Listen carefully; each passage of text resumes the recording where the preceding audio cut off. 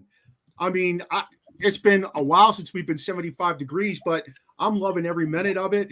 It's good to hear it's like that down in the ATL. You know, you can't ever pass up a 75-degree day. What it tells me is spring is on the way. Okay, spring is on the way. The boy has his last hockey tournament this weekend. You know, Noobs, I'm wearing shorts to school tomorrow. Oh, nice. I got a pair out. Got them all ready to go. It's shorts. It's shorts. It's hot in my room, too. I remember like chinos on him. Chinos. I wear, what do they call those? I wear cargo shorts, you know? And they said cargo shorts are like wearing a fanny pack for a guy. And I'm like, oh, I can see that. Yeah. You know, yeah. I don't use every pocket, but I use several of them. You know. No, Young, don't say it. I know what you're thinking. Keep it to yourself, Young. Hey, look, complete vision and purpose. It's tough to do, but we managed to keep this ship steering straight ahead as we embrace the wealth of sports happening in the world. Why do we love sports, guys? Well, we will talk about that and so much more with our reasoning during this podcast. It's good for our mental health. You know what I'm saying? It's really good for our mental health. You see all that other news and it's a mess out there. So this week's show is the last one for season 4. I can't believe it. I'm 162 episodes into this, and you guys have been with me for well over 50 episodes now. So it's been an incredible run for us Noobs. I love the sign in the background. Anybody want to tell everybody the big news that we have coming down the road for us starting in season 5? Big news. We are joining networks with Roku. Be able to stream there. So please promote, put it out there for us. Send it all along all of your social media accounts and teach me how to do it. Yeah, here's the thing real quick. Do you realize what that means with Roku? That's going to be that's going to be on TV. More people will actually see us. Yep. So listen, I love you guys. Thank you for bringing me on. But once I blow up, like a man smoking at a gas station, and I start getting movie deals, fellas, I gotta travel on. Like, you know, it's gonna be like Justin Timberlake, but I'm moving on, fellas. Once they see this mug, it's gonna be like Entourage, right? Yeah, there you go. There you like go, Entourage. And you know what? Sizzle, you reached out to Pat McAfee, right? We never heard back from him. When that mug sees our show and he wants to come and join us, hey, Pat, forget it, baby. We don't want nothing to do with you now. You can't try to do the Pittsburgh connection. He's from Plum. I recognized your picture in Plum's hallway, so telling you to look good. All right. Hey, man. I'm celebrating with a glass of peanut butter whiskey tonight, fellas. A glass of peanut butter whiskey. If you've never had it, please indulge. It's delicious. Wow. We have to try that one. Yeah, it's delicious. Yeah. Hey, I got my boys here with me, as you could see. Chops, Coach Noob, T-Sizz. We have no idea where the dream is. Have not heard from the dream. We're just in a meeting with our guys from Elite Sports Network, who we are joining. That's going to get us a bigger audience. We're going to be on that Roku station, but we have no idea where the dream is. Anybody hear from that dude? Man, we got to put the student loan people on them. They find everybody. Yeah. They'll find everybody. Yeah. Hey, let's get down to business here. Let's do some spontaneous reactions. I'm putting us on a clock tonight because we got a lot to cover. It's Celebration of Women this month, and we're going to talk about women on this show. I think that's super important for us to make sure we acknowledge, because there's some great athletes out there that we've known, seen, and we want to acknowledge. So here we go, fellas. First one, why does the NFL need a non-tampering period for free agency before it starts? If it fits, if it's a fit, make an offer, sign it, let's move on. What do you think? Why do they throw that in there? Trying to complicate things that don't need to be complicated. Well, yeah, really. In my opinion, it was happening already, so they just legalized it. Okay. Can they say, I'm going to give you a deal, but then there's a counter? Their regular team, original team can come back, and that's why there's that tampering process? Yes, it's not official, and that has happened several instances where guys said they had deals, and then the original team got them back. So then my thing would be nothing is legit or official until you sign the dotted line. So again, I don't think with that no tampering phase, either Joey Pots and Pans is going to sign with so-and-so or he doesn't. And nothing is legit until you sign on the dotted line. Like when we were kids, I don't know about you guys, but when I was a kid, for years, my dad kept telling me, I'm building you a go-kart. I'm building you a go-kart. And I was geeked. Never got it. So I don't care what the teams tell you. Until you sign the dotted line, that contract, that money, don't worry about it. So, hey, would you have rode that thing down Wallace, or would you have taken that over to tar pits and rode that shit down into the tar pits? Well, I'd have first started at Wallace, then I would have tried to jump the tar pits. You remember the tar pits? Oh, absolutely. It's all dried up now, right? Yes, and there's actually grass over it. The crazy part about it is there's no board building there anymore. No. Fellas, I didn't realize until I got to college that how weird we were growing up and throwing rocks and running the acid pit. Nobody else had an acid pit like that or a tar pit. Like that wasn't normal, but I didn't realize it till I got to college and started talking to other people. They're like, no, we didn't have anything like that. I think Noobs is tuning us out, so I'm going to bring him up to speed. Noobs, over by where Mikey lived, when we were growing up, there was this giant tar pit, and it had a fence around it, and then the fence mysteriously kind of caved in, and it was a big tar pit. Like it was a working tar pit that nobody went in, nobody went near it. Everybody just called it the tar pit, you know. And it was wild. Somebody's cousin didn't get thrown in there or something. You never know. You never know. You might have seen some horses in there and the head somewhere else. It was ridiculous. Yeah, we just don't know. All right, let's move on. Iron Mike Tyson, my guy, versus YouTuber Jake Paul, July 20th in Texas. I'm not sure how I feel about this one. I'll tell you this one. I'm a huge Tyson fan. Always have been. We're the same age, the same mentality, except he's a killer and I'm only a semi-killer. We'll be streaming this, a live podcast. We've already talked about this. We just rehashed it a little bit. It looks like we're going to go live at Noobs and take you through the color part of it. We can't show you the fight. We got Chops making every arrangement possible to come up and stay with us. You know, what do these guys have to win and lose in this fight? I mean, I kind of know what Logan Paul or Jake Paul has. I mean, he beats Mike Tyson. He could say, I beat Mike Tyson. No, you're beating old ass Mike Tyson. You're not beating 30-year-old Mike Tyson. But what does Tyson have to, what does he have to gain? It's just a money grab. And I'm telling you guys flat out, if Tyson doesn't come out in the first 30 seconds to a minute and attack him the same way he did Roy Jones, I know the fix is in. Mark, you can still hit a baseball. You can't hit a baseball like you could when you were 25, but you can still hit a baseball. So I'm telling you this, Tyson can still go. He can't go like when he was 25. And he has already said it. He can go hard for a round and a half. If Tyson doesn't come out throwing killer shots to the body like he did against Roy Jones, I'm going to know the fix is in. And real boxing fans know you don't even take this serious. I mean, like you said, he's a 58-year-old Tyson against a guy who has never fought. He's fought one legit pro boxer, and that was his loss to Tyson Fury's brother. You know what I mean? So it's a money grab. How many rounds is this supposed to go?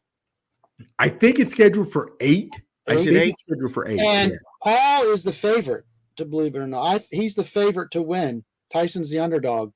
Yeah, he's 58. He'll be 58 by the time they bang this out. Because he turns 58 in June. Didn't George Foreman fight when he was in his late 50s? He was in his 40s. In his 40s. Yes. Now, however, fellas, first off, they're going in Texas because Vegas will not sanction this. No legitimate boxing organization will sanction this. That's why it's still not sure if it's technically a boxing match or an exhibition. I think it's exhibition because they have the headgear on. Well, now 18-ounce gloves I saw. Yeah, now that was Chamorro, who's a boxer, who said it's headgear and 18-ounce gloves. Now they're trying to come out and say it's not. There's going to be no headgear, so it's back and forth on that, whatever have you. The thing is, who's going to sanction a 58-year-old man to box? Even when Evander Holyfield fought at 59, and he fought, it wasn't sanctioned. You know, when he fought Vitor Belfort, it wasn't sanctioned, so it was more of an exhibition.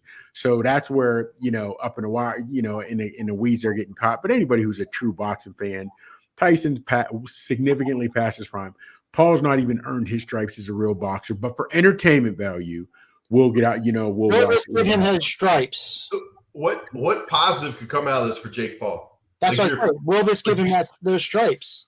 Well, here's the news. Don't forget, you have a bunch of YouTubers who don't know exactly. You have a bunch of YouTubers who don't know the real sport. Who's like, Paul's one of the greatest fighters of all time. He's undefeated. He knocks people out. Come on, dude. Really? But like, I want him to get knocked out so bad. But he's legit. He's legit in the aspect of Paul's legit. He's not gonna fight a real fighter. Even the UFC guys he fought wrestlers or guys that are past their prime.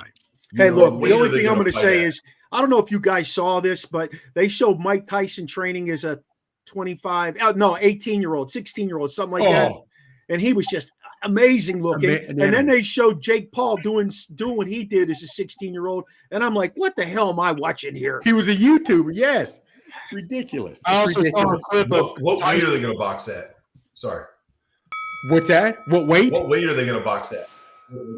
I don't even know what Tyson's probably 200 now, 210. 25, something like that. Yeah, we'll see. Yeah. All right, we got to move on, fellas. Whoa. All right, since we got 3 out of 4 guys here that are Steeler fans, and we got a guy who is deep into the NFL and Coach Noobs, let's talk about the new addition of Russ Wilson to the Steelers. Is this a good thing for the Steelers? Did they do the right thing? I mean, this guy is. How can you say they 1.8 million? How can you? How do you? I don't understand how some people are hating on this. I don't get it.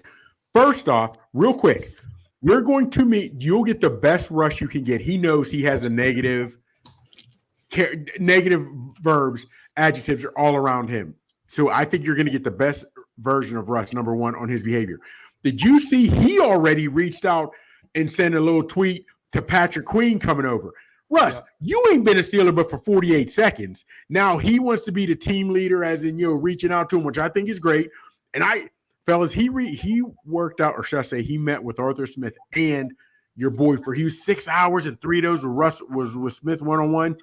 I think he thinks he's going to be the starter. I really do. I think he's going to be. But why wouldn't you have that? You have to have that mentality going in. Even if they say you're coming in as a backup, that's not my mentality.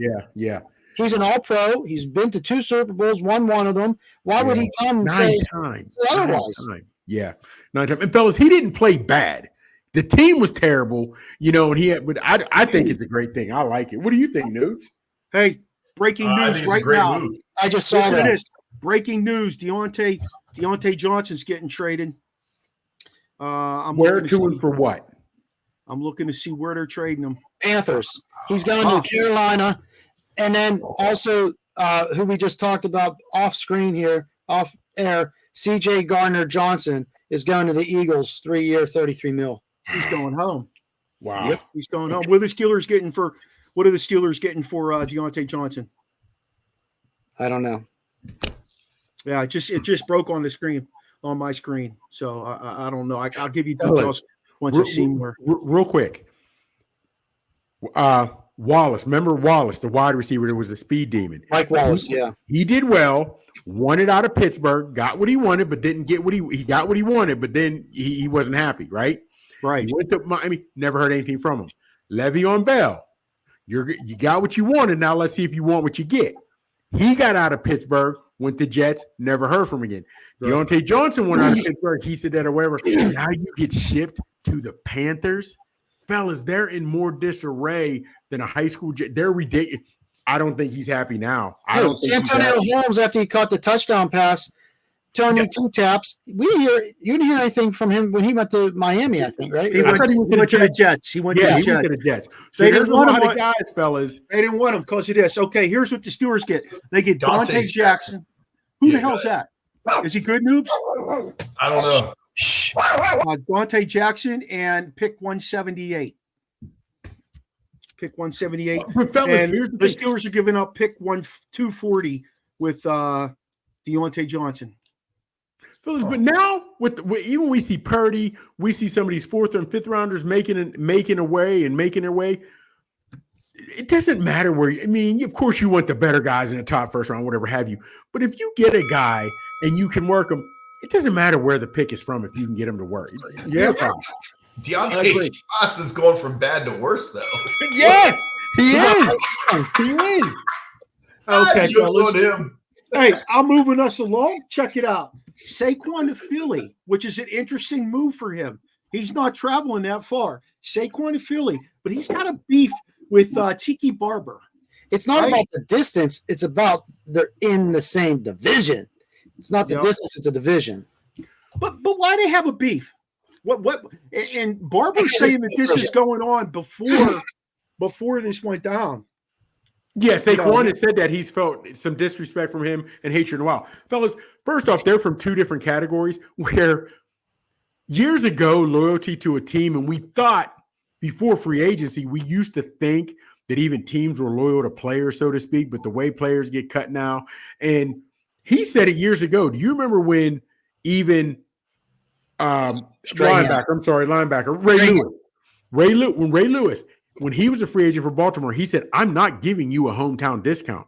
My play's not discounting. So they could hate on him, but you got to admit, Saquon tried for a while. Fellas, I need help. This is what I want. I want to be a Giant. And they told him, dude, they treated him like he was Joey Jackoff. They didn't give him what he wanted. They didn't even try to work with him. They paid Danny dimes and didn't pay Saquon. You can't hate on Saquon, man. Go with the money. Running backs aren't getting the respect. That's why he's not getting paid. I don't think he did anything wrong. Tiki Barber's running his mouth. I don't know why. He's been done. And he did this to Strahan when Strahan was like the leading sack and he was renegotiating his contract. He's like, what are you doing? Just take your money, you know? No, I will admit, I thought he was joking when he said you're dead to us. I saw the clip. I thought he was tongue-in-cheek. I thought he was sort of joking. Yeah. I thought Saquon took it a little far. I did, but I'm not in that situation. Fellas, not to go backtracking on you here, Dante Jackson is a starting corner for the Carolina Panthers.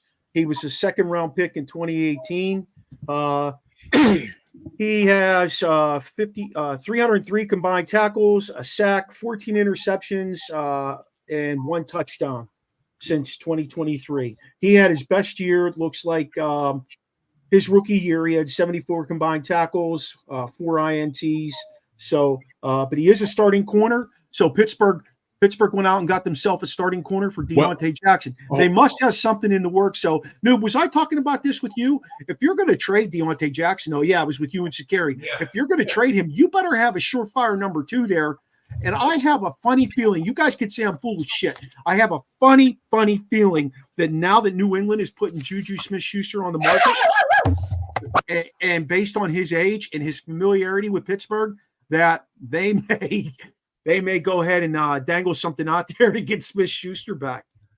Why not? He was on the Chiefs when they won a ring. Didn't he win a ring with the Chiefs? Yeah, but he was in New England last year. Yeah, but I'm saying he's already got a ring. Yeah. He'd love to come home. You know what I mean? He'd love to come home if he's not getting he wasn't getting a run. He's still looking for his bike. He's still looking for his bike. Yeah. He says you gotta get that dog a bone. What the hell? Put on my cargo shorts. Hey, get your stay-at-home son to take care of that dog right now.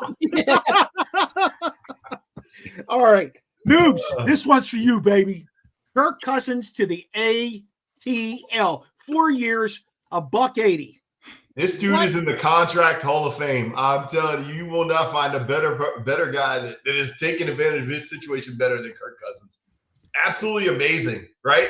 Yeah. He's made, after this is all said and done, he's going to be over $400 million. $455 million. $500 million almost this guy has made. That's almost as much as LeBron. Think about that. That's crazy. Yes. Oh, LeBron's like he's won 1 playoff game. Something.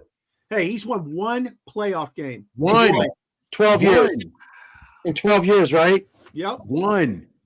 Yeah. 1. But this is like such a cool scenario for him because his wife is from Georgia.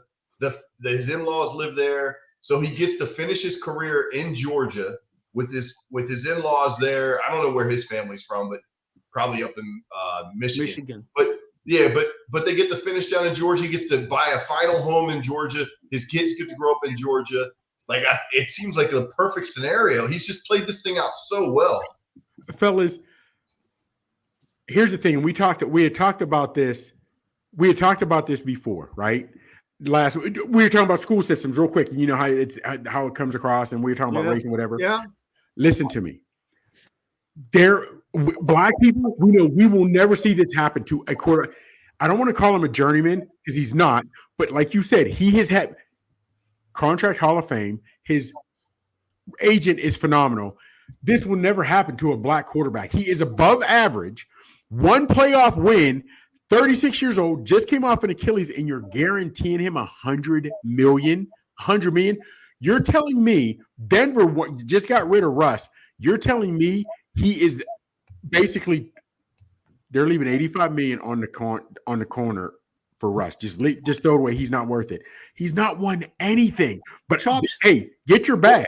But he's not about Watson with the Browns. Yeah. But yeah. Hold on. What? No, I say, and Watson was ridiculous. And Watson at least still was young and had the potential that he could have been something. And again, we all know that the Browns. Yeah, he could have been something. All right. Seriously, he could have been something. He still had that baby. But just, I mean, for the love of Jesus, when you're talking about a guy who has been I don't want to say the epitome of mediocrity, but fellas, nowadays anybody you can get the back. Baker Mayfield had one good year. He's guaranteed $100 million. Or at least $50 million. He's guaranteed. He does them commercials. Hey, Chops, let me ask you this. Who would you equate as a black quarterback like Kirk Cousins? That's a serious question. Well, talent-wise, I would say Geno Smith. Because I think Geno can be, you know what I'm saying? I think if Geno had the weapons, he could have been average and gotten a playoff win too, whatever have you, just like Kirk Cousins has. However, Kirk Cousins, I don't know what he does at home. He never makes the news, good or bad. Freddie, come on now. Warren Moon was much better than Kirk Cousins. I see our boy Fred from back. I think Warren Moon was much better. Hey, how about Teddy Bridgewater? Oh, man. What could have been if he hadn't tried? Yeah, you're talking about it. Teddy Bridgewater, it was his knee that destroyed him. He's 36, your boy, and he's coming off an Achilles. Steve McNair. Yeah. Hey, here's one last thought on that, and then we got to move on. They could have put 4 years, $200 million on the table for Lamar last year. They had that opportunity. Lamar was 26 years old last year, right? And they didn't. But yet they're putting 4 years on the table for $180 million. And let's think about that. That is basically a running team with Bijan Robinson, who could catch the ball. Yeah, but he's a nice run back. Yeah, and remind me the other kid's name that runs the ball for them before they have Bijan. What's the other kid's name? You're killing me. He's down here too, and you're killing me. If you wouldn't ask, I could have told you. Yeah, I'm interested to see what they can do with the tight end, though. Yeah, listen, Kyle Pitts has gone to the can since he showed up. Algier or Cordell Patterson. Patterson. I love Patterson. He can do it all, man. He's a utility knife. He's a utility knife. He can do it all. All right, here we go. Next question. What's next for Fields? Huge question. Next. They're not even fielding offers right now. What's next? He stays where he is. Nothing's going on, right? Well, fellas, I would say that because we haven't seen any movement. However, you guys have seen trades draft day. So there's still – you know what I mean? And I think literally, what did they say, like 59, 60, 61 actual quarterbacks started a game last year in the NFL. So he's only 2-point-something mil. So he's not going to be much anyway. Do I panic if I'm Fields? A little bit because I hadn't get any movement yet, but something can always happen up till draft day. All right. So I heard today that Fields – started following Metcalf and some other Seattle Seahawks just recently, like over the last few days. And it would make sense to me because Geno's on the second of a 3-year deal. And Geno's 34 years old? He's up there. Yeah. So that would make sense to me. That would make perfect sense to me if they ended up pulling the trigger on something like that. I mean, what are they going to do? They have the 1st and 9th pick. Are they going to trade get rid of Fields and get another first-round pick? That would be insane. You know what? Here's also the thing. They won't get a first-round pick for him. For Fields? No. He's talking about trade Fields. No, you're not going to get another third-round pick for him. But that's what I was asking. What are they asking that nobody can agree to? Because even if they're asking for a second or third, you don't think Fields is worth a second-round pick? Because, fellas, if we've learned nothing in these last few months, I think before – and I don't know if they're not given enough time, but we've seen more bust, for lack of a better term, on these first-round quarterbacks than we've seen in a long time. Now, again, I don't know if they're not giving them time or they're definitely not letting them hold the clipboard at all. You know what I mean? But Fields can still play. But regardless of what quarter, even if you take Caleb Williams, Daniels, I don't care who you take with that first-round pick and the first pick the Bears have. If you don't change the organization, you're going to have another quarterback that is garbage. Do you realize who's been their best? Jim McMahon, because he won a Super Bowl for him. Has that been their best quarterback in their franchise history? I mean, and he wasn't a great quarterback, but they won the Super Bowl because of that defense. But unless they change their organization, the next quarterback is going to be the same thing. Caleb Williams, he's not going to be much better to me. His stats, Fields' stats are not bad. No. If you look at Fields' stats, he's an athlete. He's solid. a turnover machine, though. He turns the ball over a lot. And not only throwing picks, he fumbles the ball a lot. 17 fumbles in 3 years, I think I read. Yeah, he does. I think also a lot of those were sacks, those like strip sacks or running, trying to hold on to the damn ball then. Hey, that's not my fault. Hold on to the ball. That's what you paid to do. I wouldn't be surprised if they did trade him, got like a 4th or 5th for him. But I wouldn't be surprised if at the end of the day they don't even draft Caleb Williams if they go a different direction. If they take like Derek May or somebody else. They're going to pick a quarterback and they're going to get rid of him. I don't think it'll go to the 5th round, though. I think he'll go higher than, I'd say, 3rd. You think a 3rd? There's a reason people aren't taking a flyer on him. There's a reason Atlanta paid all that money to Kirk Cousins. There's a reason other teams that needed there. Pittsburgh pulled their offer off the table, and they had a 2nd on the table.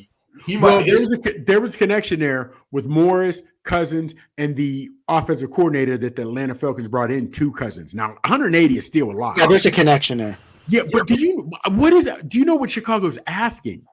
I don't know what they're asking. Well, that GM there I think he wanted a king's ransom for him, and that's what happened. He's got to have a contract next year. That's the problem. And I think the problem might also be word is out how much his people want for his contract. He might be wanting 40, 50 million a year. Yep.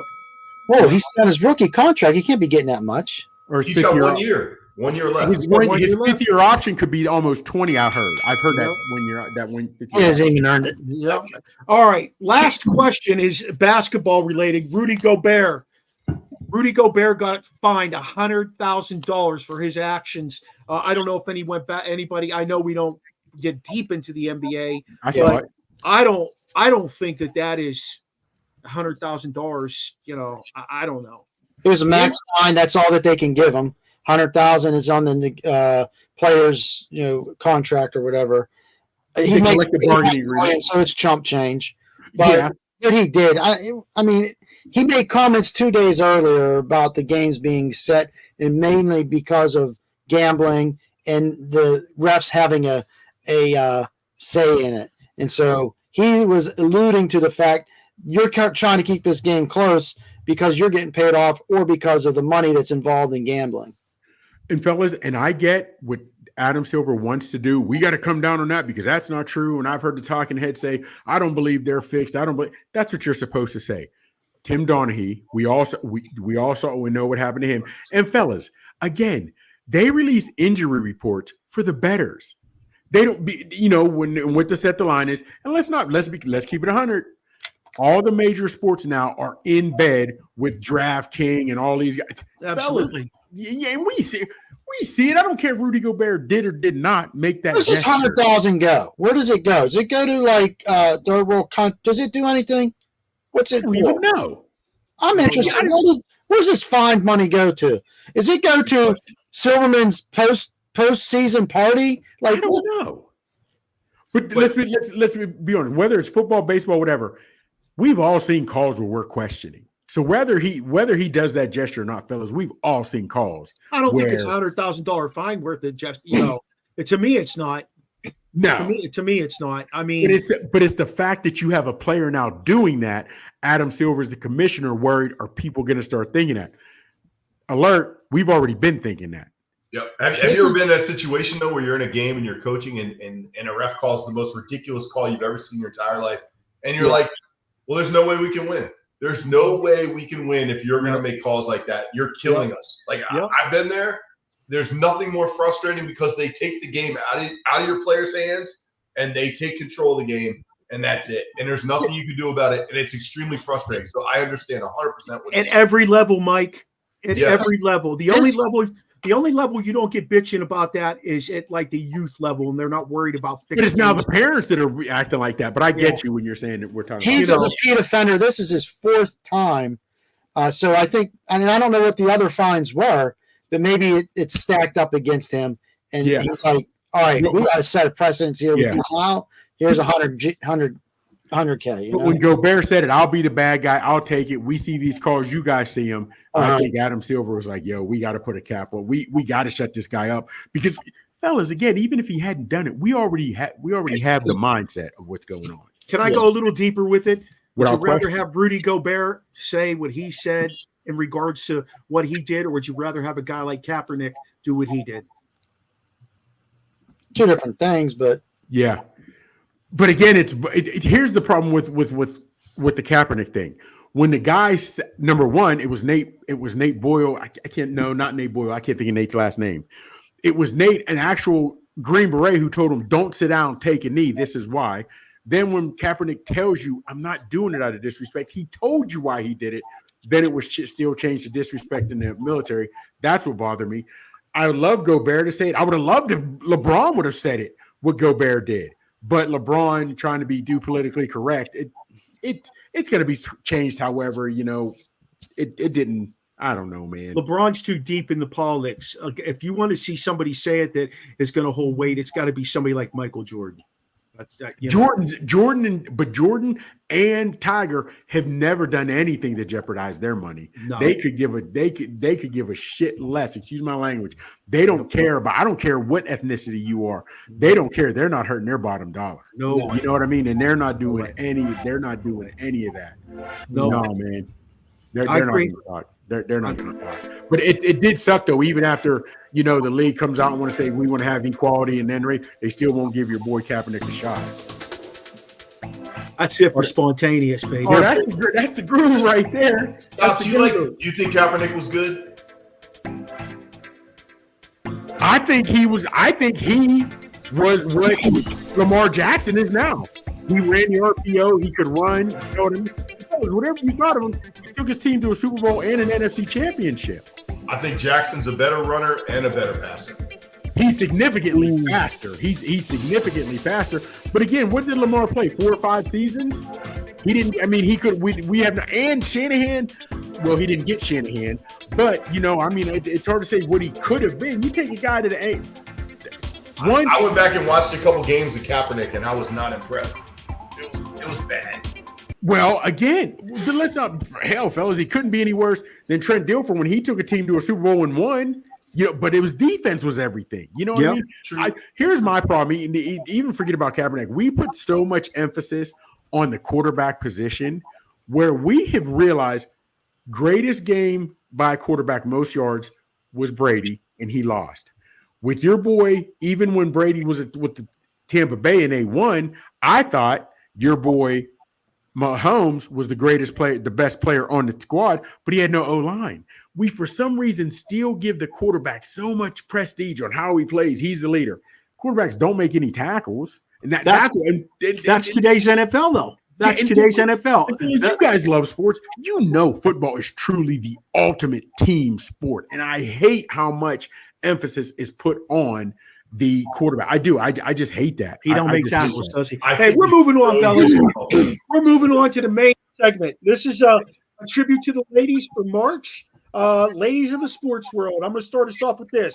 Talking about the fight between in the SEC championship game between South Carolina and LSU. 6'8" center Camila Cardoso came to the rescue of her teammate Ashley Watkins. She was shoved in anger by Flau'jae Johnson on her way to the bench. 6 of the ladies were ejected, along with Johnson's brother, who jumped on the floor, did nothing. Did nothing. Is this behavior help or hurt, ladies? Oh, he did nothing. He got handcuffed and escorted out by police. Yes. Okay. Here's the thing. If you don't like who did it, you're going to have something to say. If it doesn't, you know what I mean? You're going to say what it is. Here's my problem. The dude, again, jumping over the scorer's table. It's a bunch of women. You're not going to fight them, so you look like an idiot. Yeah. Cordosa, technically, the girl that you pushed was 3 or 4 feet away from your teammate whose face she had gotten in. That was completely unnecessary. And it did. Listen to me. I'll get emotions run high. I get you're only 21, 22. You're going to do 21, 22. You're dumb old things. But you have to realize the moment you're in at that point. You have to. And that to me, you pushing her couldn't have been more idiotic. There was no in the same essence, Mikey, you know, the girl walking off the court, shoving the other girl, that was unnecessary too. You're pissed off. Okay, you're pissed off. All Cordosa did was come to the aid of her teammates. Not one person in particular, but her teammates. And I support what she did. You know what? Let whatever her name is from Baltimore go ahead and push her. I don't give a shit. Okay? It's a sport. The emotions are running high, like you said. And this happens. I think it's good for ladies basketball, because it shows that they have emotion and they play with emotion. Most people are like, I don't want to watch women's basketball. There's nothing. But obviously there is. Obviously there is. This is the first year for me that women's basketball is outshining men's basketball. I'm telling you flat out, I can name more women players right now than men. I really can. And Mark, here's the thing. Remember, was it last year or 2 years ago when Caitlin Clark did her thing and she just last year? Okay, and it was nothing. Yeah. But she went like that. When Angel Reese did it, she caught flack. So if you don't like Cordosa or the girls who are fighting, you're going to say it was bad. If you like sports and you're going to think it was just idiots being idiots, if you don't, or it wasn't, to me, it wasn't much of anything. What bothered me was I didn't know how the suspensions would go for, you had the SEC championship on the line. You had an undefeated season on the line. And I don't know, like in targeting, if you get targeted in the second half, called for targeting, you have to sit out the first half of the next game. I didn't know how that works in women's basketball. If you got, ejected in this game, how does it relate, whatever. So that to me was like, you got to think past the moment. I just like the passion they displayed. And absolutely. I think it's really, really good for somebody who is clicking through the channels and saw that, or somebody who watches Sports Center or ESPN, whatever, and sees that passion in a woman's game, to understand that they don't just go out there and go through the motions. Okay. I think there's a lot of people that look at those sports and say there's nothing exciting about it. They, the women don't dunk the ball. They're not physical enough. That was physicality to me. And I don't care. I don't care. Here's where I got to give you the pushback on that, because if you notice, those girls wear fake eyelashes and some wear makeup on the field, on the court. They do, seriously. So they're trying to still be ladylike. And if you're against them, again, you and I like sports, so I like it. It bothered me when you did it. If this is mid-season, do what you got to do. And I know there was more on the line, so emotions are running high. I get that. But is there any punishment for the first round of the tourney? Are they going to be punished at all? Or are they going to be all? They haven't said it. They haven't said a word about it. I don't know. Nooch, what do you think of that? I want to hear your. Go ahead, T-Sis. Go ahead. I was just going to say, this is a really great year for women's basketball, women's sports here, and we're all hearing all about Caitlin Clark. But these two teams, I think, up and down, probably the top 10, 15 teams are making a push for it. But these two in particular, SEC tourney on the line here, when South Carolina beat LSU in late January and then beat them again, was it this weekend? Sunday. So their frustrations were high. They don't have South Carolina's number. They're close, but they're not there. So undefeated, you said they're 32-0. And that's what we're going to be getting to later on. Top women's teams, they may put themselves up there. They're on the verge of becoming one of the greatest teams of all time. This is my thoughts. I agree somewhat that you've got to stick up for your teammates. This is what I would have done if I was her. I would have walked past her, and she would have felt my body. Yes. Hit against hers, and she would have been like, "Oh shit." That girl could mess me up. And she would have known that she could have got messed up, but I wouldn't have messed her up only because what Chop said, I don't want the team to suffer because of my decision. So I always felt that way when I played. I was, you know how it is in football, like you're on the cusp of like trying to murder somebody. You really are. Like if you're going against a running back, you're trying to knock him out and send him to the hospital. But you're not face masking. You're not trying to hit him in the throat. I mean, there's little things you don't do that are illegal. You just don't cross that line. Like you do everything that you can within the rules. And so I agree, Mark, she's got to stand up for her teammate. And I think it's awesome she did. I just would have done it a little different way that wouldn't have got me ejected. I would have just bumped into her enough that she would have known, holy shit, that 6'8" girl could have kicked the shit out of me. Yeah. And you know what? You're right, Mark. Let me piggyback off what Noob said. That I would have done. The same way Filipowski tried to trip old boy and act like he didn't try to trip I don't know if you guys saw that over the weekend, Duke in North Carolina, but I would have possibly been watching her, look away, but run smack into her so she knows. But when you push her down like that blatantly, you're getting ejected. Now again, if there's no penalty for the tourney, cool. Fellas, I am not gonna lie to you. I thought there was still a minute and a half or something like that left. I thought LSU was going to pull that back out because they had starters that were still there. I thought LSU was going to end up pulling that out, and it would have because this is their second straight undefeated season, I think, for South Carolina. Yeah. Man, they're legit. Hey, let's move on. Let's talk Caitlin Clark. Caitlin Clark hit the game-winning 3 to win the Big Ten title over Nebraska. Nebraska was up a great deal in that game, and they came roaring back. Caitlin Clark might go down as the best female basketball player to come out of the NCAA, maybe ever.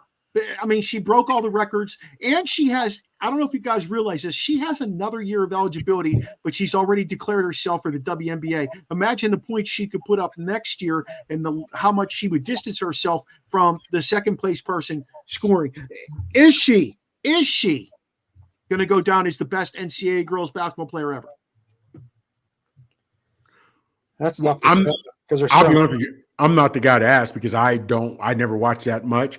I know she's going to be the best pure shooter. You know what I mean? Yep. But even when we talk about men's college or men's pro, the best pure shooter we ever say at a game is not the best player of the game. However, and I'll be honest with you, I'm not a Caitlin Clark fan. I don't know why, I'm just not.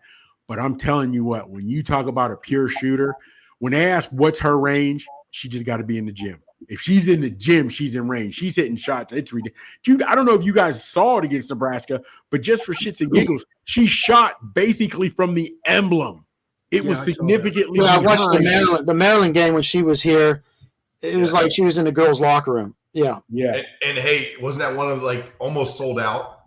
Yeah. Because so many people were excited to see her. She's great for the game. Yeah, she is. She's a great ambassador. She's going to do wonders. In like our guest last week, he doesn't believe in the GOAT label. It's hard to say that because everybody has their own unique style and flair to the game that they bring. But I agree with Chop saying that pure shooter, absolutely. But all around, I don't know because I don't know it that well. But I think she's phenomenal. Going to do great for the WNBA. All right. Thoughts on the Utah State. Listen to this. I don't know if you guys heard this.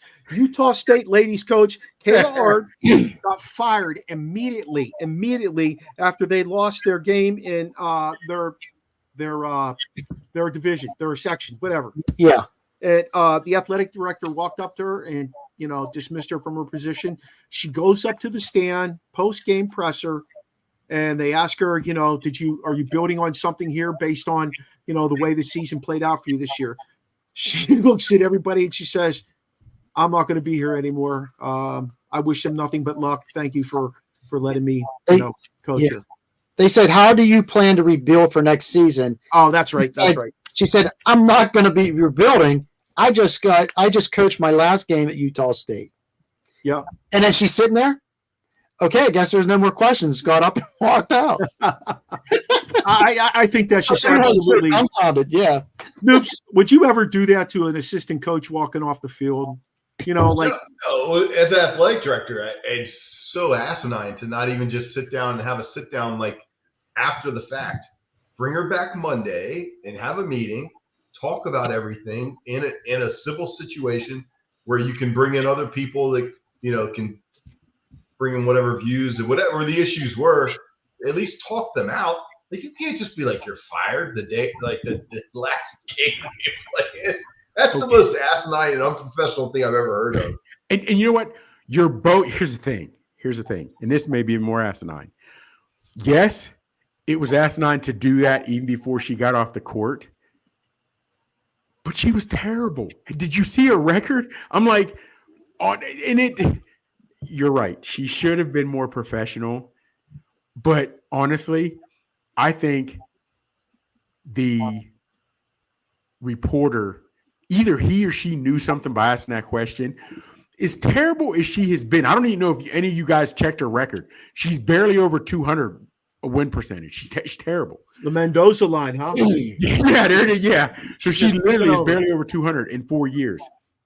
So why you'd even ask where did she go from there to try to rebuild? She's never built anything. You know what I mean? So I don't even know why that question was asked, almost like you knew the response that she is going to be fired, because it'd be different if we were going for something or we had a bad loss. Where do you go from here? You were coming up, you were on the come up, but you had an unfortunate loss. Where so are you what you're saying is she should have said, you know what? I sucked. I had a 24-90 record. I'm lucky I'm still here. I should have been gone a long time ago. Seriously, fellas, she was. I mean, and you hate for that. And then I don't know if it's the same with it, if they had to buy her out or if she still gets guaranteed. I don't know. But she had to know that was coming. Had to. Now, again, asinine to do it before she even takes the coach's table. But but here's my thing. Why even go? Why even go to that? Why to go to the press conference? You told me I'm fired. Why? Why did you even sit down and take That's what I was thinking. I wouldn't have gone to the coaches conference. Oh, no. I'm fired? Okay, thank you. See ya. And that's it. You might as well go and talk to the media because I'm done. I'm just grabbing my shit, saying thank you to the girls and heading out. But she did. She did her dirty. She did. The U.S. women's national team defeated Brazil for the fourth straight time in tournament finals. In the inaugural Gold Cup held in San Diego on Sunday, they had one goal from Lindsey Horan. Now that some of the women who have a more political mentality about playing sports are gone, I won't mention Megan Rapinoe's name in there. Will this win spark women's soccer again in the U.S.? Because I think they had a big falling off in some ways because Rapinoe put herself out there like that. Is Alex Morgan going to be the new face of ladies soccer? And the only reason why is because she's friends with Taylor Swift. Oh, Alex Morgan is? Yes, 2015 they became besties. But it's cyclical. The new regime coming in, she's a dominant player, and I think there was a little lull there. Now I think it's picking back up, and to see them defeat Brazil, that's huge. I felt like at the end of Rapinoe's career, I think they played in some kind of final or something. I forget what they played in, and she missed a penalty kick that could have either continued to play or ended the play, whatever it was.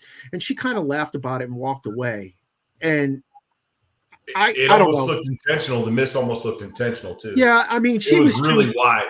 She really lost me as an athlete because she was so political and so outspoken about being political. I never want to hear an athlete. I never want to hear an actor. I never want to hear a musician try and push their political agenda on me. I don't even accept the Apple Belt when they give it to me at my school. I need to make my own decisions. Well, Ben, on that aspect, I'd say if we don't want to hear, regardless if you agree with it or not, if you don't want to hear their view on that, then they shouldn't be allowed to push Coke, soda, or Pepsi, because that's they get paid for that. But here's my thing: if you have the right to say it. I may not agree with it, or I may agree with it, but you do have the right to say it. And if you have that platform, because there are things that are going on that people that, like I said, don't have voices are never getting out there, that have no idea. We have friends from our hometown that we were pulled over together, me and whatever. We were pulled over together. The policeman literally pulled him out. We were in a neighboring city. The cops literally pulled him out the car and said, "We'll let you go. Don't bring him back," which was referring to me. And there are things that have literally, hell, my wife and I got pulled over in Mississippi within the last count. That's a lie. It was 2 years ago. We got pulled over in Mississippi. And when the cop pulled up to the car, the first thing he said to my wife was, "Ma'am, are you okay?" Then asked me 4 times, "Whose vehicle am I driving? Whose vehicle?" Went back, ran on my shit, and came back and asked my wife again, went to the passenger side, "Ma'am, are you sure you're okay? Do I need to call anyone?" That's happened 3 times to us. So, and I have a white wife. There are things that literally, when I have gotten pulled over, that even though I know my registration is fine, it's good, everything is straight, I still to this day get nervous when the police get behind me, and I know I'm legit. Me too. My parent, yeah, Marcus, I have a friend that looks like you. They don't know he's a real white dude, and he's caught issues. Fellas, my father had to have the conversation to me how I react when the police pull me over. When I would go out driving, my father worried, will I be able to come home? And it was Vandergrift, that was an issue. But if I went further out of Vandergrift, whatever have you. I don't know if you got real talk, if your father's ever had to have that conversation with you, how you conduct yourselves with the police when you get pulled over. So that I get, but there are some things that are going overboard, this, that, whatever have you. And I'll be honest with you, fellas, if they're saying something I don't want to like, I don't get mad enough that I don't no longer watch a sport, because there's people every day I disagree with, regardless of what it is. But there are some things that I agree with people that I catch flack for my own community on. Because Mark, how I was raised. My dad didn't give a shit about color on that aspect. It was, there's a right way to do things and there's a wrong way. Color doesn't matter. You know what I mean? So, and I've heard that from other people, that she got too political. I'm an ignorant idiot. I didn't even watch enough soccer regardless. I couldn't even tell you, literally, fellas, I have no idea what she got political on. I didn't watch soccer at all. Well, she put it out there enough that I think a lot of people were soured on it. And I know I was one, not that I watched it all the time, but I'm always looking for that female athlete or that female person, for a younger female to look up to and aspire to create something in terms of her life because of seeing somebody else who's having a life that they created for themselves through hard work and dedication. That's all. I find it, I don't know. Noob. I hear you. I think it's a fine line. I think a lot of people go to sports. They want to watch sports as a escape from the everyday bullshit that they have to deal with. And when that gets thrown into your one escape, you're like, I just wanted to get away from that crap. Like I want to just watch a game. And I think that's where the disconnect occurs. I agree. And I understand why an athlete might have a stance this way or that way. I get it. Everyone has different feelings and they come from different places. I get all that. But I think for a lot of sports fans, like their escape is watching this, and they just want to watch the sports and they just want to enjoy the game for what it is. It's like I teach engineering classes. I'm not an engineer, I'm a teacher. Just put that straight.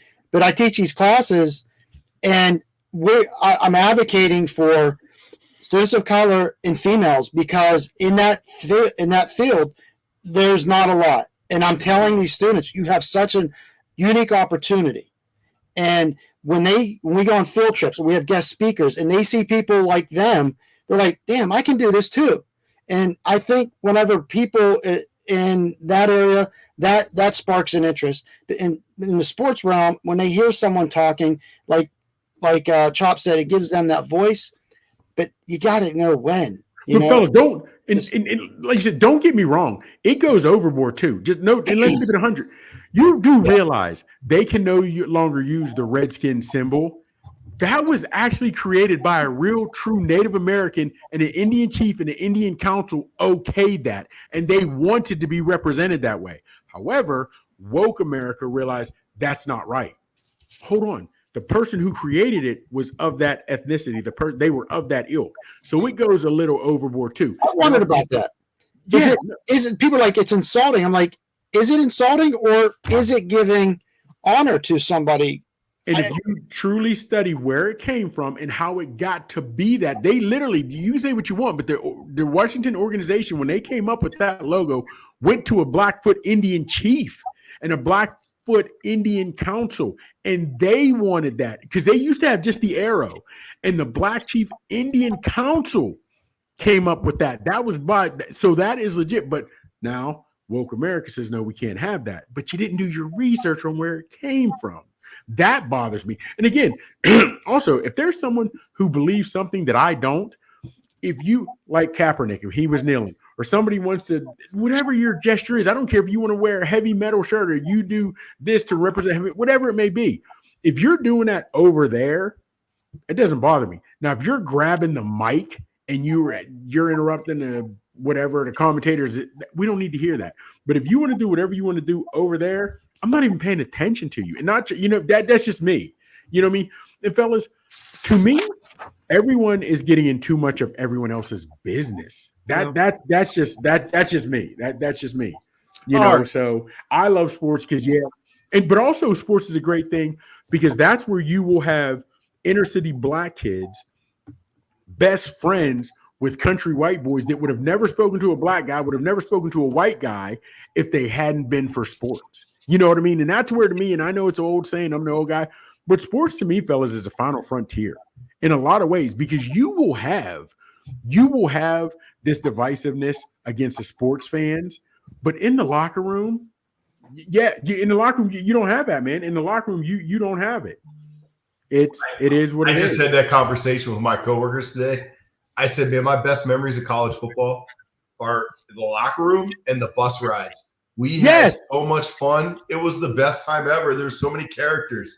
And it's people from all ilks. Yeah. Hey, if you want to break down walls, Mikey, if you want to break down walls and you want to see where the rubber meets the pavement, go watch Remember the Titans. That's the bottom line. Oh, without question. Okay, so there's a little bit of fictitiousness to it, but I'll tell you what, the unification that comes together there between the whites and the blacks just goes to show you that, and that happens in football, and I don't know how in the hell we got down this rabbit hole, and I will tell you, when I coach kids, when I teach kids, when I talk to kids, when I deal with kids, I deal with kids. I don't deal with color. I don't deal with your socioeconomic. I don't deal with any of that shit. You are a young person to me. Think about this real quick. Nothing stays in the locker room. Everything gets out now. If there's a locker room fight, whatever, and you even had some bullying, guys doing this, whatever have you. But where have you heard in a locker room that there has been a racial divide and the white and the Black guys are fighting? You don't hear that. You hear it in the fans. You hear it in the seats. You don't hear that against the guys who are in the foxholes with each other. And I know we've all met guys that are in the military where you see a white guy that was from the country, a Black guy from the city who had never spoke to another ethnicity. And once they met in the military, dude, I ended up being in his wedding. That was one of my best friends. You know what I mean? And that's where you have people that have nothing to do with it and are sitting on their couches eating Doritos all day. And it is like you said, Mar, I don't understand how we got down this rabbit hole, but things are. Hey, look at Bubba and Forrest. Just look at Bubba and Forrest. Yes. Okay, here we go. Top 5 women athletes, all-time women athletes. Oh, okay. Real quick, hold on for just a quick second. My definition of an athlete is someone that can do multiple sports. I think they could do multiple things. And I say that because forget it. I couldn't tell you 5 more because would it only be basketball players? No, it could be any athlete. No, what I'm saying, who else would you put in there? Jenny Finch? Okay, I'll give you my top 5, and I'll go from 5. Number 5, Ronda Rousey. MMA. She's a groundbreaker. Do you think she could play any sort of basketball? Do you think I don't care. I don't care if she can or she can't. That's what I'm saying, an athlete. She's a great fighter. But you could take any WNBA girl and put her in the ring with her, and would they walk out? You're absolutely right, because she's a great fighter. She's a great fighter. But if she was great at her sport. My thing would be she was transcendent and great at her sport. If you had them, let's wrestle, let's shoot free throws, let's go to the batting cage. Okay. She's definitely gonna. That's what I'm saying. What's an athlete? Because I don't know because I don't care. I'm giving you my top 5. I think we mean at their discipline. At their discipline. All right. Okay. There you go. Thanks, Mike. Number 4, Cheryl Swopes. Okay. Number 3, Mia Hamm. Number 2, Serena Williams, and you could throw Venus in there if you want to do the sisters. My number 1 is Jackie Joyner-Kersee. And then, Wow. and then you always do this. You can't give 6. You said I got to do an honorable mention. And you start taking mine, and then I sound stupid. Listen, you need to drink peanut butter whiskey. Listen, I got to give an honorable mention, and this is the only thing I'm doing for this one. Helen Maroulis. She's a gold medal winner in the Olympics, and I actually taught that kid. She is an Olympic athlete who won a gold medal, first gold medal in wrestling. So shout out to Helen. Anybody else got their 5? You're going over. Now that you're doing it go ahead, Noobs. All right, let me go. I'm similar. I got Lisa Leslie at number 5. She won 4 gold medals, 3 MVPs. So I was always admired Lisa Leslie. I thought she was awesome. So I got her at number 5. And this is just people that I know, like that I really watched. Because I mean, I may have missed some people in the 70s or whatever. Katie Ledecky, 7 gold medals, 21 world championships. That's insane. Mia Hamm, just because I had a crush on her. She was at Carolina when I was at Wake Forest. Woo! I thought she was so hot. And she was actually really good. She won 2 gold medals, 2 Olympic gold medals, 2 FIFA World Championships. And she was kind of like the face of women's soccer. And it was just coming out when she was there. So she was kind of the face of it. So I thought she was awesome. Jackie Joyner-Kersee was amazing. 3 gold medals, 1 silver and 2 bronze. And I'm not sure about world championships, but I'm sure she won a shit ton. She was legit. And then Serena Williams is my number 1. She, 17 singles Grand Slams. That is insane. Like, I just don't know how, like, they say generational talents. Like, is there anybody that will ever beat that? I don't think so, but you never know. You never know. Crazy. You never know who will come along. Yeah, and 13 doubles with her sister. Hey, Sis, you got 5? Yeah. No particular order. Bruce, no, can't say Bruce Lee. No, the guy who won the decathlon. Yeah. Bruce Jenner. Caitlyn Jenner. Stop. You're going to get us all fired. We're not even going to get on Roku before we can get on Roku. Oh, Jesus. New guys are out. I'm logging out. See you guys later. All right, no particular order. Chops is like, So it's got to be the Williams, but I'm going to go with Serena. I'm going to throw in. Sorry, Wilma Rudolph. Yeah. Oh, that's a good one. Did I redeem myself? I'm done. Yes, Wilma Rudolph was a good. Danica Patrick. Yeah, I just throwing something out there. Danica Patrick, definitely Katie Ledecky, and did you say Florence Griffith? No. Joyner? Flojo. No. Flojo. And Diana Taurasi. Oh my God, yeah, that's a good one. Yep. Taurasi was up there. And mine, if we're doing that now, that all right, we'll go there. Like you said, I'm going to go a little different, and I'm going women that cross the barrier. Okay. Again, forgive my ignorance how to pronounce she played in exhibition games, but the Lightning's goalie, she was a female goalie. She was an exhibition. Rayon. Yeah, but she at least made it to that level. Then I have Danica Patrick. I'm going to go with, she didn't do anything, and she was younger, Michelle Lee. Michelle Wee. And so that's 3. Fellas, I do like you said, I'll go Leslie, even though she didn't cross over, but Leslie was there. But I really like I'm going Danica Patrick. I'm going Danica Patrick. Like, she was didn't win a big, but she was racing with the men. And even though she didn't do much, her name is Cyborg. She was a female MMA fighter. Yeah. In her prime, I think she could have beat a man or two. In her prime, I think she could have beat a man or two. Yeah, she was like that. Hey, how about Nadia Comaneci? Wow. She was amazing. Yeah. She was amazing. So, hey, that was a good list. Top 5. Tonya Harding. Who? Tonya Harding. Tonya Harding. Yeah. She was a crossover. Yep.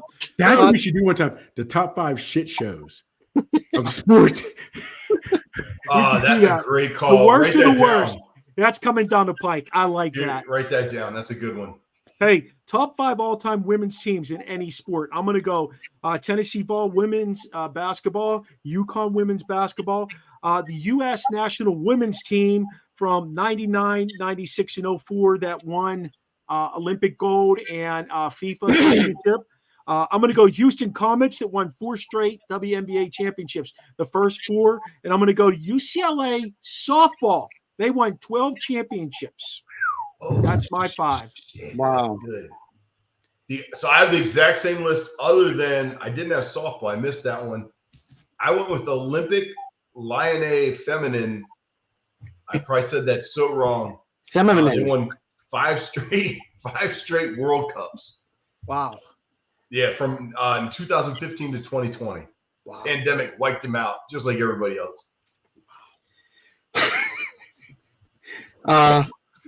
I'm not gonna lie, I didn't put any of that up because mine were more realistic because I had not realistic, more up to date because I had watched like the Oklahoma team who went 68 straight in softball. Yeah. I was liking them. And now I'm on, and I couldn't remember the years, how many undefeated seasons. I could have looked it up that Eugene Oriema had. You know, Gene Oriema had, because his guys were great. But now the way in that you have the portal and Dawn Staley still will be able to have 2 straight undefeated teams, that's impressive. Now you have to win. I think I hate to say it sours it, but if you don't win the title 2 years straight, it sort of sours it a little bit. Especially when you're undefeated. Yes, man. Yeah. I'm going with the UConn 2016 UConn 38-0 national champ, 98 Tennessee Vols, Pat Summitt, baby, 39-0. The U.S. Women's World Cup champs in 19. The U.S. women's hockey team, good call. 4-3 over Canada. They won the Olympic gold. And come on, you guys got to diversify. How about the Kabuki Warriors, Asuka and Kerry Sane, 2-time WWE champs, and they held the belt the longest, 172 days. Wow. So let me ask you something. What do you think would be harder as you guys coach? Winning or having a dynasty now in college with the portal, or back in the day when you had to recruit properly and you got who you got? What do you think would have been harder? The portal now. No. To win, you have to re-recruit your kids every year. Yeah, now it's so hard.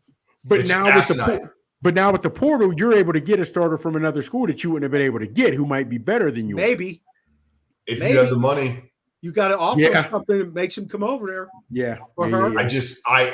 There's a reason that guys are getting out of college football and they're going to the NFL. Yeah.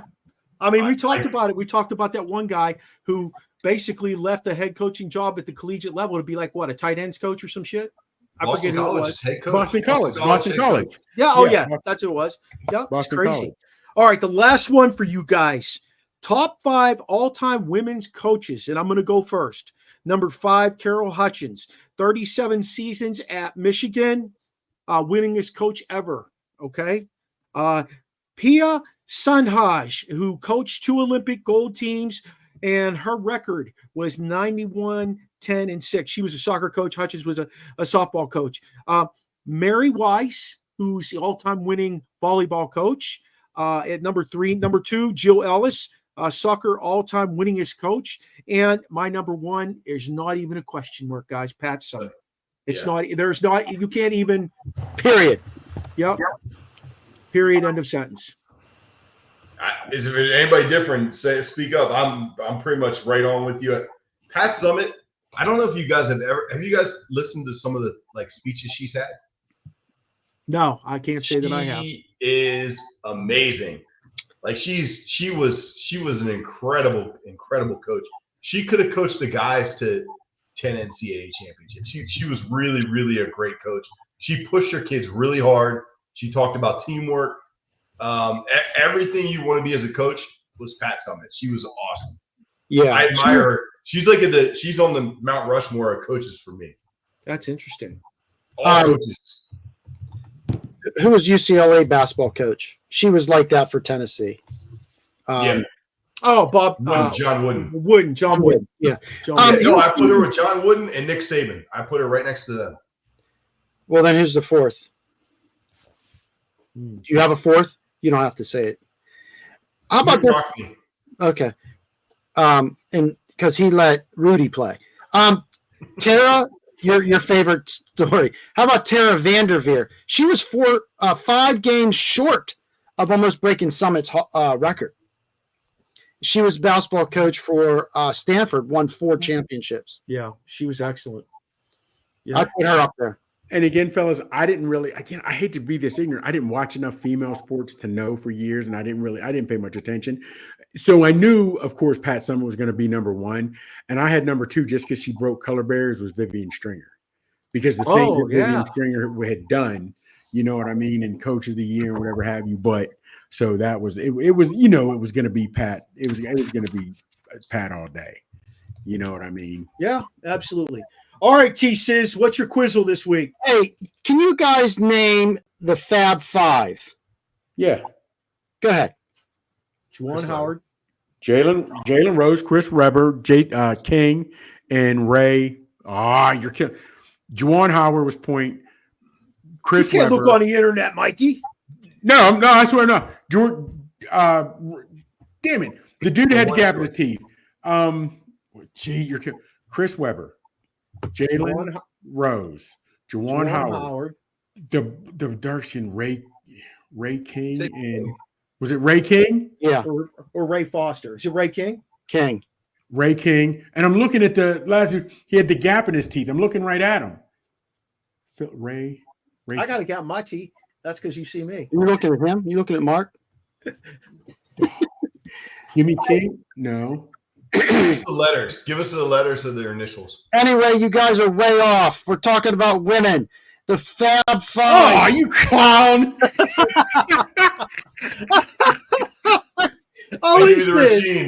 The Fab 5 originally were called the Fab 5, members of the 2012 Olympic gold gymnastic team in London. Gabby Douglas, Michaela Maroney, Ellie Raisman, Kyla Ross, and Jordan Weber. They were dubbed the Fab 5 and realized, oh no, that's after that Michigan team. And then they later became the Fierce 5. That's for the women.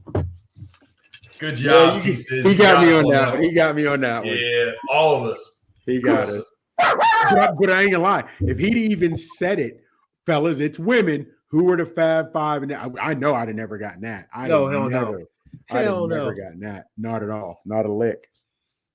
Not a lick. Man. Oh yeah, he got us on that one. He damn sure got me. He damn sure got. Oh, I know what I want to ask you guys real quick. Caitlin Clark said she's coming out if we're going her senior year. But with the money she's making in NIL, it's got to be more than she'd make in the NBA. That's why some of the WNBA stars are going overseas because they make peanuts in the WNBA. So I tip my hat to her because she wants to challenge herself against the very best. But I'd like to know what she has monetarily because she's like, I don't need any more money. She just signed a contract with Panini Sports Cards. So she's going to get a shit ton of money there. I'll guarantee you. I'll bet you she gets a shoe. I'll bet you she gets a shoe. Get like a cereal deal too, like Wheaties or something. She's huge. She's huge for the young girls today. I tell you what, if Angel Reese plays her cards right, because she's an attractive young lady, she could also make a shit ton of money. Here's my thing though, real quick. And again, not to show my ignorance. Can you name me what are some of the women's shoes? Like we know we got the LeBrons, we got the Kevin Durant, Jordan. Do women? I hate to show my ignorance. I've never seen a commercial, and again, I know I watch a lot of. Is there a woman's sneaker out? Did any of you guys know? I don't know, but that would be a good place to start with Caitlin Clark. Yeah, you know. I mean, there's got to be. We couldn't be that ignorant to not have women's sneakers. Lisa Leslie's. I used to work with her brother, Howard Leslie. Serious? Yeah. He was security at my middle school. Howard Leslie. All right, let's close this thing out. Chops, tell them where they can find you on social media. I'm on the gram, Big Chop 79. You can find me on the X. It's a real Big Chops. And of course, I'm on the Facebook, Michael Gregory Mills. That's my government name, Michael Gregory Mills. Go ahead, Noobs. Oh man, X and Instagram at Coach Noob, just like it says right there. You can see it right there. T says at One Young Terry on the X and Gram. You guys, I'll say Rasheen's because Rasheen did not join us this evening. He sent me a text. He's at some hotel somewhere. He does know. Why don't you let us know? Why didn't you let us know, boss? Some hotel somewhere. He's easy to find. Yeah. He's easy to find. He is getting fined, $100,000. Hey, Rasheen, Real Deal Hill. You can find him at Rasheen Hill and on Instagram at Mira May Tam Sheen.